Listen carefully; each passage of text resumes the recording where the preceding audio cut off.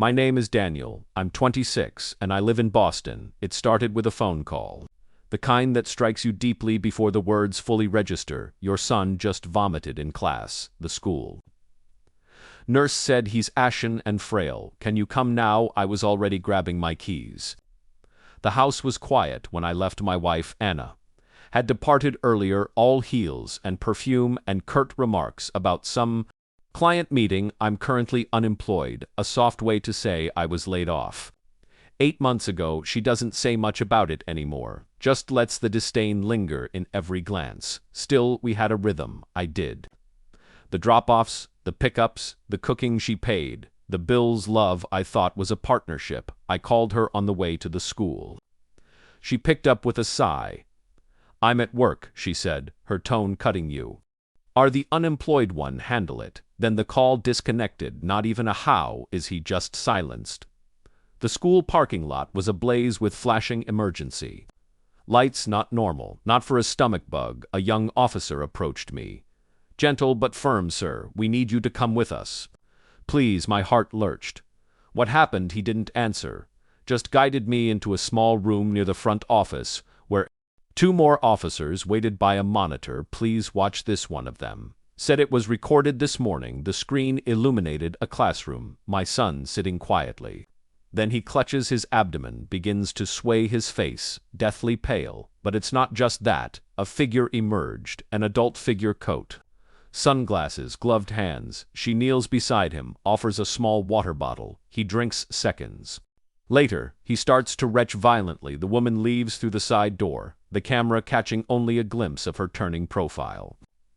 My blood ran cold. I knew that jawline, that coat, that scent. It was my wife. I couldn't speak. The officer looked at me carefully. Do you recognize the woman? I didn't answer. Not yet, not until I was sure. That night, I sat beside my son in the hospital, for in his arm pupils dilated yet stable. Food poisoning, they said. But the tests revealed evidence of an unfamiliar, unnatural substance, a sedative combined with emetic agents intentionally administered. She came in around midnight. No apology, no concern, just annoyance, disguised as worry. I came as soon as I could, she said. I didn't mention the footage, I just watched her. And for the first time, I saw her, not the woman I married, but something chillingly manipulative. She touched our son's forehead, but there was no warmth in it, merely a performance. I waited for days. She acted normal, even affectionate. I feigned compliance, expressing gratitude, acknowledging my perceived burden, and promising greater effort. She smiled, kissed my cheek, and that's when I knew she believed she had triumphed.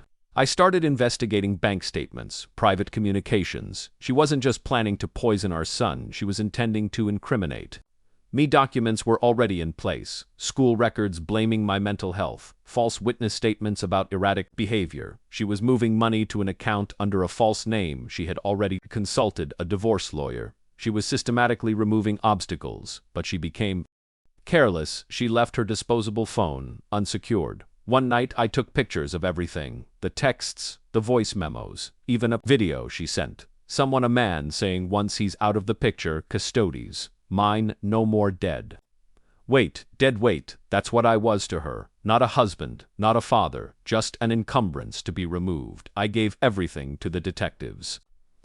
Quietly, privately, let them build the case. I waited again, let her feel safe. And then came the fundraiser at our son's school. Parents, teachers, cameras. I stood at the front holding a mic, pretending to thank everyone for their support.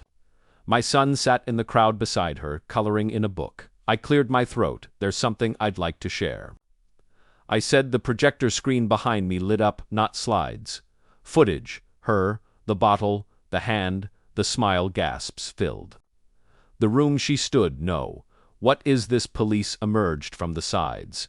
They didn't say a word, just cuffed her. Her eyes met mine. No tears, just fury because her plan didn't fail. I dismantled it. In the weeks that followed, the world regained its tranquility. I found a job, not glamorous, but steady. My son laughs once more, eats heartily, sleeps peacefully.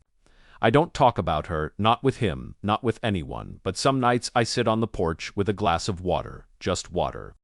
And I remember the way she said it. You're the unemployed one. Handle it, I did, and I hope she thinks about that every single day in her cell because betrayal inflicts profound wounds, but justice delivers a precise resolution. Have you ever trusted someone who was planning your destruction?